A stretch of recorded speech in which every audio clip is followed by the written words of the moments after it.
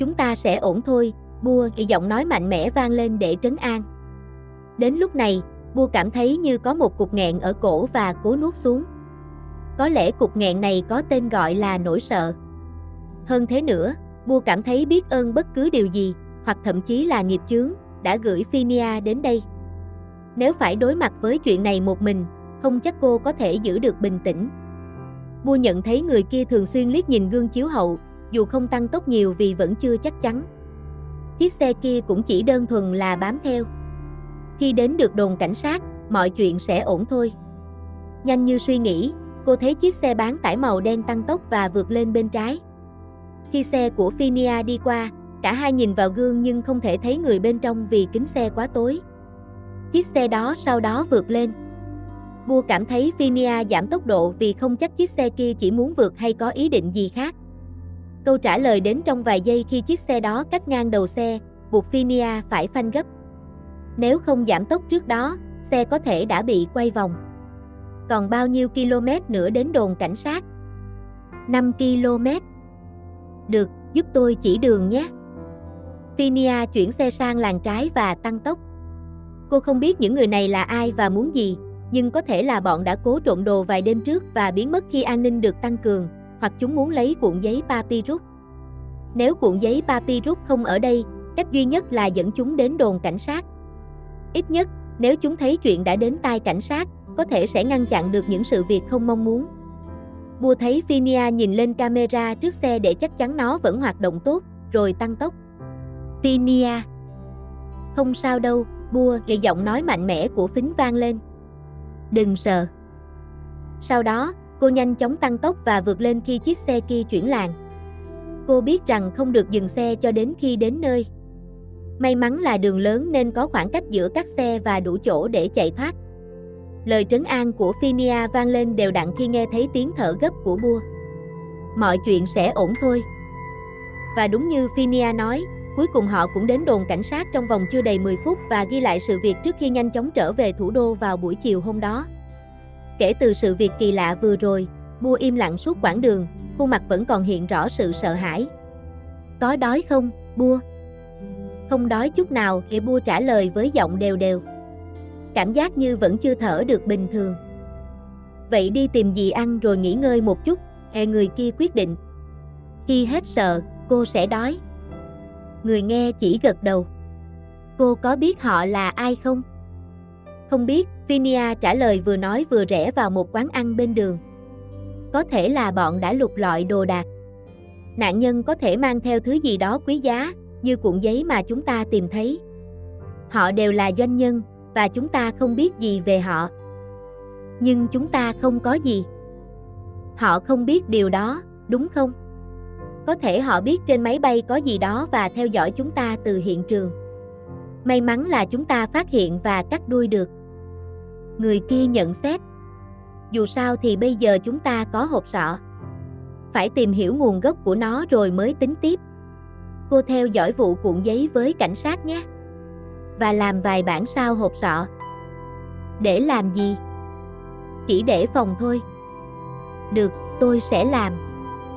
Dù không hiểu yêu cầu, Bua vẫn đồng ý rồi nói, để tôi phải nói chuyện với giáo sư về chuyện này. Cô quyết định đi, Phinia nói khi chuẩn bị xuống xe. Nhưng bây giờ hãy ăn gì đó trước. Cả hai ăn trong khoảng 20 phút. Bua hầu như không ăn được gì vì vẫn còn sợ hãi. Cô không biết chuyện gì đang xảy ra, và khi cảnh sát hỏi, cô không nói được gì vì quá bối rối. Chỉ có Phinia cung cấp thông tin trong khoảng 1 giờ. Tôi sẽ đưa cô đến viện. Để cái đó ở tòa nhà rồi về nhà. Không cần đâu, đưa đến tòa nhà là được, Bua nói. Tôi đã làm phiền cô nhiều rồi.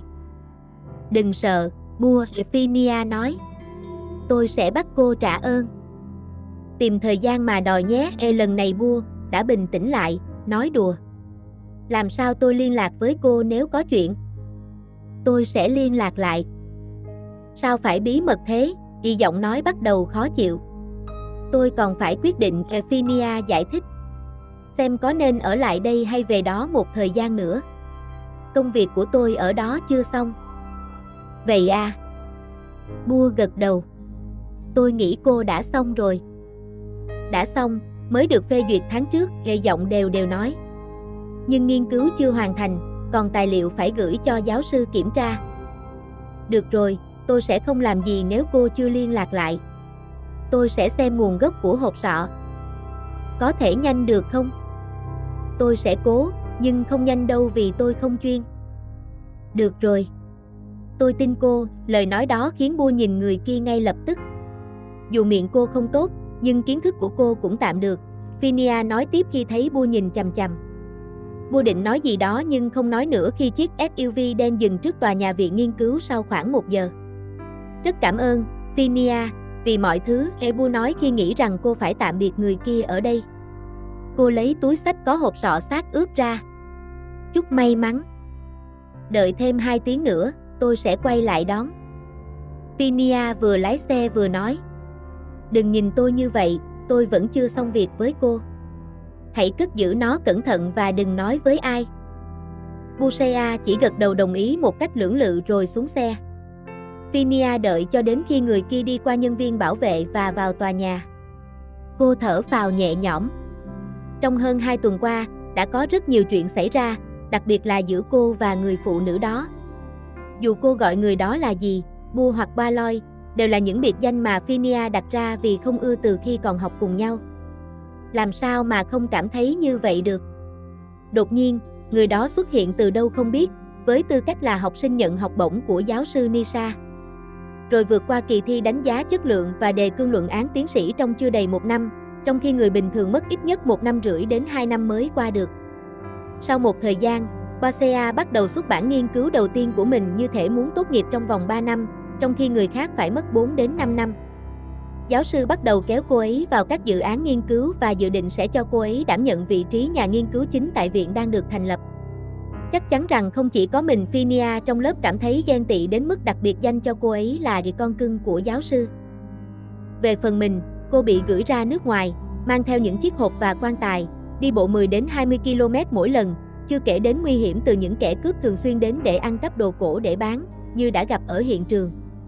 Cho đến một ngày, khi giáo sư hướng dẫn đang lên kế hoạch gửi cô đi công tác ở Bồ Đào Nha vì có tin tức về việc phát hiện xác ướp cổ nhất thế giới và nghe nói rằng nó đã trải qua một quá trình không giống như những gì quen thuộc ở Ai Cập. Tại sao giáo sư không để Bua đi lần này? Em vừa mới trở về. Phinia hỏi và cố gắng giữ giọng bình thường như thể đang nói chuyện bình thường. Bua vẫn đang bận nghiên cứu của giáo sư. Giọng trầm của giáo sư Nisha trả lời. Hơn nữa, không ai thành thạo việc này bằng em, Phinia.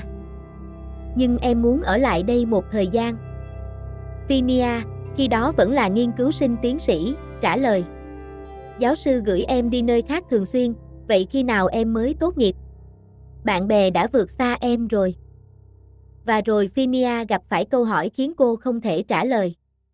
Vậy rốt cuộc em chỉ muốn tốt nghiệp cho xong hay muốn trở thành nhà nhân chủng học thực sự, Phinia?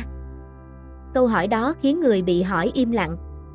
Dù là câu hỏi đơn giản, nhưng cô, dù đang là nghiên cứu sinh tiến sĩ với kiến thức sâu rộng trong lĩnh vực của mình, vẫn không hiểu. Nếu em chỉ muốn tốt nghiệp, giáo sư sẽ sắp xếp cho em bảo vệ luận án và tốt nghiệp ngay sau khi em xuất bản nghiên cứu lần này. Em có muốn không? Giọng của giáo sư vẫn bình thản, nhưng Phinia cảm thấy như bị nghẹn ngào. Cô không biết vì lý do gì mà giáo sư lại đặt câu hỏi này với cô, và liệu giáo sư có từng hỏi câu này với con cưng của mình không? Em không biết giáo sư muốn câu trả lời như thế nào từ em. Không, Phinia, câu hỏi này em phải tự trả lời cho chính mình, không phải cho giáo sư. Em không thấy nó liên quan gì đến việc giáo sư gửi em đi nơi này nơi kia. Cô vẫn tiếp tục nói mà không chịu nhượng bộ. Em nghe giáo sư nói này, nếu em học chỉ để tốt nghiệp, em sẽ chỉ đạt được điều đó. Sau khi tốt nghiệp, em sẽ trở thành chuyên gia trong lĩnh vực nhân chủng học, nghiên cứu về nguồn gốc và sự phát triển của con người trong nhiều khía cạnh. Nhưng giáo sư hy vọng rằng điều mà các em sẽ nhận được từ việc học với giáo sư là thấy được giá trị của con người hơn người khác.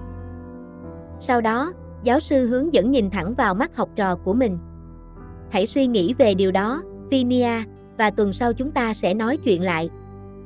Lời nói của giáo sư cứ lởn vởn trong đầu cô suốt cả tuần. Người cứng đầu như Phinia không thể hiểu được tại sao giáo sư lại đưa ra câu hỏi này cho cô. Hay đây là bài kiểm tra thêm về đạo đức hoặc luân lý? Không thể nào, vì cô đã vượt qua môn đó từ năm đầu. Trở thành một nhà nhân chủng học thực sự hay đánh giá cao giá trị của con người là như thế nào? Người như cô có lẽ không hiểu và sẽ không bao giờ hiểu. Dù tìm trong sách nào cũng không thấy, và điều đó liên quan gì đến việc cô muốn nhanh chóng kết thúc. Tuần sau, giáo sư lại gọi cô vào gặp. Khi đi đến phòng giáo sư, trong đầu Phinia không có câu trả lời cho câu hỏi đó. Cô đã suy nghĩ cả tuần, tìm kiếm thông tin trên Internet và trong sách vở, nhưng câu trả lời nhận được lại rời rạc đến mức không thể tổng hợp được.